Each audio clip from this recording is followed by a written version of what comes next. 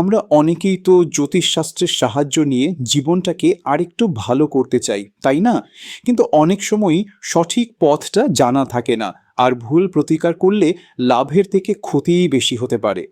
তো চলুন, আজ আমরা বৈদিক জ্যোতিষ প্রতিকারের একেবারে সঠিক আর শাস্ত্রীয় পদ্ধতিগুলো নিয়ে কথা বলবো, যাতে পুরো বিষয়টা জলের মতো পরিষ্কার হয়ে যায়।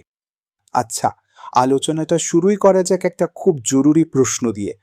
আমরা যে প্রতিকারটা মেনে চলছি, সেটা কি আদৌ আমাদের জন্মছকের সাথে মিলছে? কারণ জানেন তো, একটা ছোট্ট ভুলও কিন্তু জীবনের পথে অনেক বড় বাধা তৈরি করে ফেলতে পারে। এই কথাটা কিন্তু ভীষণ গুরুত্বপূর্ণ।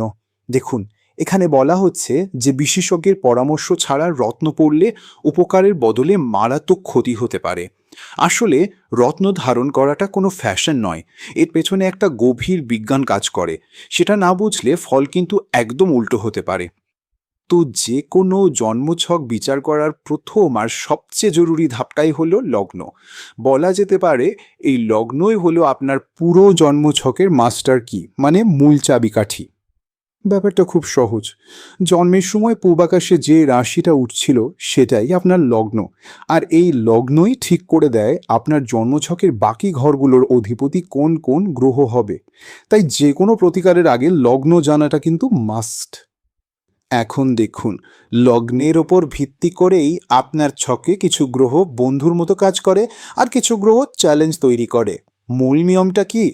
প্রথম, পঞ্চম আর নবম ঘরের অধিপতি গ্রহগুলো হলো আপনার জীবনের সাপোর্টার বা বন্ধু। এদের শক্তি বাড়ানো মানে নিজের ভালো দিকগুলোকে আরও শক্তিশালী করা। অন্যদিকে ষষ্ঠ, অষ্টম আর দ্বাদশ ঘরের অধিপতিরা জীবনে বাধা বা সমস্যা আনে।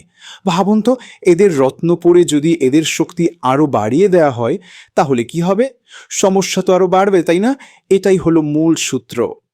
তাহলে প্রশ্ন হলো, শুভ গ্রহেদের শক্তি বাড়ানোর জন্য কি শুধু দামি রত্নই একমাত্র রাস্তা? একদমই নয়। বৈদিক জ্যোতিষে এর জন্য একটা কমপ্লিট টুল কিট আছে। রত্ন তো আছেই, কিন্তু তার পাশাপাশি নির্দিষ্ট গাছের শিকড়, আমাদের রোজকার খাবার দাবার, রুদ্রাক্ষ, এমনকি ঠিকঠাক মন্ত্র জপ আর কিছু ভালো অভ্যাসও কিন্তু গ্রহের শুভ শক্তিকে অনেক গুণ বাড়িয়ে দিতে পারে। তাই প্রতিকার মানে শুধু একটা জিনিস নয়, এটা একটা হলিস্টিক অ্যাপ্রোচ। নমস্কার, আজকের এই বিশেষ আলোচনাটা কিন্তু বৃশ্চিক লগ্নের জাতক জাতিকাদের জন্য। আমরা একসাথে জানব গ্রহ নক্ষত্রের শক্তিকে কাজে লাগিয়ে জীবনকে আরও সহজ, আরও সুন্দর করে তোলার জন্য কি কি উপায় আমাদের হাতে রয়েছে। চলুন শুরু করা যাক। আচ্ছা, প্রথমেই একটা প্রশ্ন মাথায় আসে, তাই না, যে আমাদের ভাগ্য কি পুরোপুরি গ্রহদের হাতেই বাঁধা? দেখুন, বৈদিক জ্যোতিষ কিন্তু ঠিক তা বলে না। ব্যাপারটা ভাগ্যকে কন্ট্রোল করা নয়, বরং গ্রহদের শক্তিকে বোঝা, তাদের সাথে একটা তালমেল তৈরি করা। এটাকে ভাবতে পারেন একটা কসমিক টুলকিটের মতো, যেটা আমাদের জীবন চলার পথে গাইড করতে পারে। তো আজ আমরা কি কি বিষয় নিয়ে কথা বলবো? প্রথমে জানব জ্যোতিষ শাস্ত্রের মূল ভিত্তিটা কি, তারপর দেখব রত্ন বাছাই করার আসল নীতিটা, এরপর ফোকাস করব বৃশ্চিক লগ্নের ওপর, জানব তাদের জন্য পাওয়ারফুল টুলস কি কি আছে, মানে রত্ন আর উদ্ভিদের মূল, এমনকি গ্রহ অনুযায়ী ডায়েট কি হওয়া উচিত সেটাও দেখব, আর শেষে সবটা মিলিয়ে একটা কমপ্লিট টুলকিট তৈরি করে নেব। তাহলে চলুন আর দেরি না করে একদম গভীরে যাওয়া যাক। আমাদের প্রথম পর্ব জ্যোতিষশাস্ত্র, যা আসলে আমাদের জীবনের একটা মহাজাগতিক ব্লু প্রিন্ট। দেখুন, বৈদিক জ্যোতিষ কি বলে? এটা বলে যে জন্মের মুহূর্তে গ্রহ নক্ষত্রের যে অবস্থান, সেটাই আমাদের জীবনের একটা নকশা বা ব্লু প্রিন্ট তৈরি করে দেয়। মানে এটা কিন্তু ভাগ্য লিখন নয়, বরং এটা একটা গাইড বুক। এই গাইড বুকটা আমাদের বুঝতে সাহায্য করে যে কোন গ্রহের এনার্জি আমাদের জন্য ভালো আর কোনটা চ্যালেঞ্জ তৈরি করতে পারে। আর আমাদের কাজটা কি?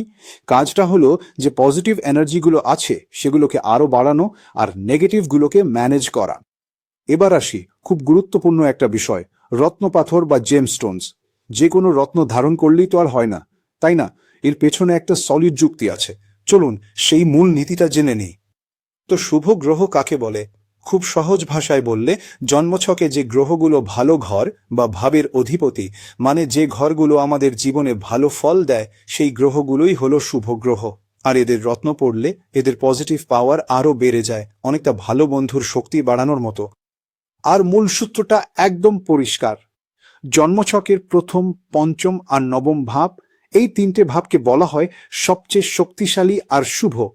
এদের অধিপতি গ্রহদের রত্ন পরাটা সবসময় ভালো, কিন্তু ষষ্ঠ, অষ্টম আর দ্বাদশ ভাব, এই ঘরগুলো হলো চ্যালেঞ্জের, বাধার। তাই এদের অধিপতি গ্রহদের রত্ন পরাটা কিন্তু একদমই উচিত নয়, কারণ ভুল করে এদের শক্তি বাড়িয়ে ফেললে জীবনে সমস্যাও বেড়ে যেতে পারে। তো সাধারণ নিয়মগুলো তো জানা গেল, এবার চলুন সরাসরি চলে আসি আমাদের আজকের মূল ফোকাসে, বৃশ্চিক লগ্ন। এই লগ্নের জন্য কোন গ্রহগুলো বন্ধু আর কোনগুলো নয়, এটা জানাটা কিন্তু সব থেকে জরুরি। দেখুন, বৃশ্চিক লগ্নের অধিপতি বা লর্ড হলেন মঙ্গল। তাই মঙ্গলের যারা বন্ধু, যেমন ধরুন বৃহস্পতি, চন্দ্র আর রবি, এরা এই লগ্নের জন্য দারুণ শুভফল দেয়। এদের রত্ন পড়লে ব্যক্তিত্ব, ভাগ্য, জ্ঞান, ক্যারিয়ার সব দিকেই উন্নতি হয়। উল্টো দিকে বুধ আর শুক্র কিন্তু এই লগ্নের জন্য অশুভ। তাই এদের রত্ন মানে পান্না আর হীরা ভুলেও পড়া উচিত নয়, এতে লাভের চেয়ে ক্ষতি হওয়ার সম্ভাবনাই বেশি। বেশ, তাহলে শুভ অশুভ তো বোঝা গেল।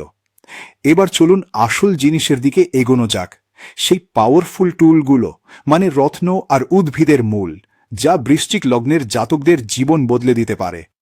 বৃশ্চিক লগ্নের জন্য 1 নম্বর রত্ন যদি কিছু থাকে, সেটা হলো রক্তপ্রবাল বা রেড কোরাল। কেন? কারণ মঙ্গল হলেন লগ্নপতি, মানে শরীর, ব্যক্তিত্বের কারক। তাই এই রত্নটা পড়লে সাহস, আত্মবিশ্বাস, এনার্জি সবকিছুই কিন্তু এক ধাক্কায় বেড়ে যায়। তবে হ্যাঁ, এই রত্ন পড়ার কিছু নিয়ম কানুন আছে। এটা পড়তে হবে মঙ্গলবার সকালে তামা বা সোনার আংটিতে, আর আঙুলটা হবে ডান হাতের তর্জনী। পড়ার আগে অবশ্যই দুধ আর গঙ্গা জল দিয়ে শোধন করে নিতে হবে, আর নির্দিষ্ট মন্ত্র জপ করতে হবে। আর হ্যাঁ, যারা রত্ন পড়তে চান না বা পারেন না, তাদের জন্য কিন্তু অনন্তমূল একটা দারুণ বিকল্প, একটা লাল কাপড়ে বেঁধে হাতে ধারণ করলেই হবে। মঙ্গলের পর যার কথা বলতেই হয়, তিনি হলেন বৃহস্পতি। বৃশ্চিক লগ্নের জন্য বৃহস্পতি হলেন পঞ্চম ঘরের অধিপতি। পঞ্চম ঘর মানে কি? বুদ্ধি, জ্ঞান, পড়াশোনা, ভাগ্য। তাই বৃহস্পতির রত্ন পোখরাজ ধারণ করলে এই সব দিকেই কিন্তু উন্নতি হয়। আর পোখরাজ পরার নিয়মটাও সহজ। বৃহস্পতিবার সকালে সোনার আংটিতে ডান হাতের তর্জনীতেই পড়তে হবে। এরও একটা মন্ত্র আছে। আর পোখরাজের বিকল্প হিসেবে কাজ করে কলার শিকড়, একটা হলুদ কাপড়ে বেঁধে ধারণ করলেই চলবে। এছাড়াও আরও দুটো শুভ রত্ন আছে। ভাগ্যকে সাপোর্ট দেওয়ার জন্য চন্দ্রের রত্ন মুক্তা, যা সোমবার পড়তে হয়, আর কেরিয়ারে উন্নতি করার জন্য রবির রত্ন চুনি, যা রবিবার পরার নিয়ম। এদেরও কিন্তু বিকল্প হিসেবে যথাক্রমে ক্ষীরনির শিকড় আর বেলের শিকড় আছে। আমি আবারও একবার খুব জোর দিয়ে বলছি, এটা কিন্তু মনে রাখতেই হবে, বৃশ্চিক লগ্নের জন্য পান্না আর হীরা কিন্তু বেশের সমান। এই দুটো রত্ন অশুভ গ্রহের শক্তিকে বাড়িয়ে দেয়, যা জীবনে অকারণ বাধা, ক্ষতি আর মানসিক অশান্তি ডেকে আনতে পারে। সুতরাং এ দুটো থেকে একদম দূরে থাকতে হবে। বেশ, রত্ন পাথরের কথা তো হলো, কিন্তু জানেন কি আমাদের খাবার দাবারও গ্রহের শক্তিকে প্রভাবিত করতে পারে? হ্যাঁ, একে বলে অ্যাস্ট্রোনিউট্রিশন। চলুন এবার দেখে নিই বৃশ্চিক লগ্নের জন্য কোনটা খাওয়া ভালো আর কোনটা নয়। ব্যাপারটা খুব ইন্টারেস্টিং। যেমন আপনার শুভ গ্রহ মঙ্গলকে শক্তিশালী করতে লাল রঙের খাবার, যেমন মুসুর ডাল, গাজর, বিট, ডালিম খুব ভালো। আবার শুভ গ্রহ বৃহস্পতির জন্য ছোলা বা হলুদ খুব উপকারী। ঠিক তেমনি রবির জন্য গম আর গুড়, চন্দ্রের জন্য দুধ। আর কি কি এড়িয়ে চলবেন? অতিরিক্ত ক্যাফেইন, খুব বেশি মিষ্টি খাবার আর রাত জাগা, এগুলো কিন্তু একদমই ভালো নয়। আর সবচেয়ে মজার ব্যাপার কি জানেন?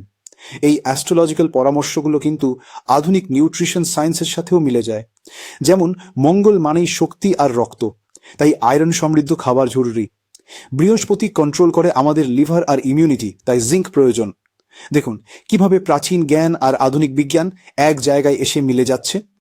তো আমরা অনেক কিছু জানলাম, এবার চলুন সবটা মিলিয়ে একটা সহজ ব্যবহারিক টুল কিট তৈরি করে ফেলি, যা সবসময় মনে রাখা যায়। মাত্র 3টে সহজ স্টেপ। স্টেপ 1, সঠিক প্রতিকার দিয়ে নিজেকে শক্তিশালী করা, মানে আপনার জন্য যেটা শুভ, প্রবাল, পোখরাজ বা তার মূল, সেটা ধারণ করা। স্টেপ 2, খাবার দিয়ে পুষ্টি যোগানো, মানে আপনার শুভ গ্রহদের পছন্দের খাবারগুলো নিজের ডায়েটে রাখা। আর স্টেপ 3, নেগেটিভ এনার্জি এড়িয়ে চলা, মানে পান্না বা হীরার মতো অশুভ রত্ন থেকে 100 হাত দূরে থাকা। সিম্পল। দেখুন, এই প্রাচীন জ্ঞান কিন্তু শুধু অন্ধ বিশ্বাস বা ভাগ্যের দোহাই দেওয়া নয়, এটা আসলে একটা লাইফস্টাইল। আমাদের শরীর আর এই মহাবিশ্বের শক্তির মধ্যে একটা সুন্দর সংযোগ তৈরি করার একটা উপায়। আসল প্রশ্নটা হলো, আমরা কি এই কসমিক এনার্জির সাথে নিজেদের জীবনকে মিলিয়ে নিতে প্রস্তুত? ভাবুন।